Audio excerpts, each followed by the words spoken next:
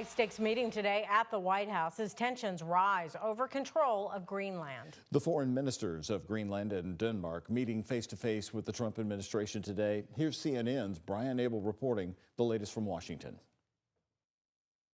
This 90-minute meeting at the White House happening as Denmark ramps up its military presence around Greenland and as President Trump ramps up his rhetoric around taking control of the country. Vice President J.D. Vance and Secretary of State Marco Rubio playing host to both the Danish foreign minister and Greenland's foreign minister. Their delegation arriving at the West Wing of the White House late Wednesday morning, just hours after President Trump set the tone for the high-stakes meeting with a social media post. Trump continuing his aggressive rhetoric, saying NATO should be leading the way for the U.S. to acquire Greenland because if we don't, Russia or China will, arguing the U.S. needs the territory for national security purposes. Trump adding, NATO becomes far more formidable and effective with Greenland in the hands of the United States.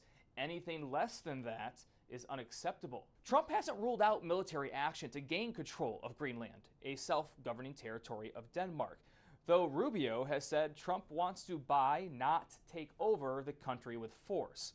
However, Denmark has said Greenland is not for sale. The Danish foreign minister doubling down on that point after today's meeting.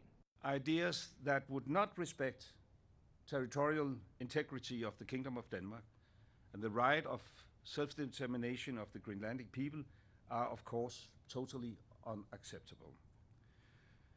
And we therefore still have a fundamental disagreement, but we also agree to disagree.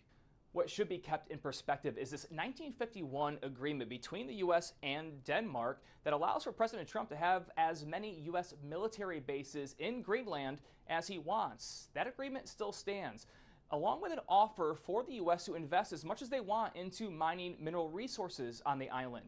All of this begging the question, what more is there to gain by the U.S. taking control of Greenland? In Washington, Brian Abel reporting.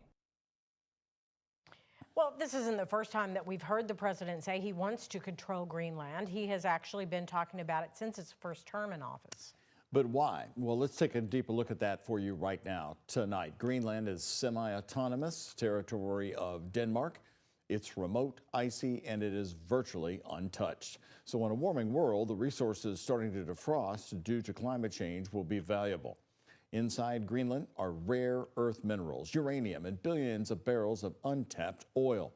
Many of these resources are supplied by China right now, with Greenland under his belt. President Donald Trump won't have to rely on China for those resources.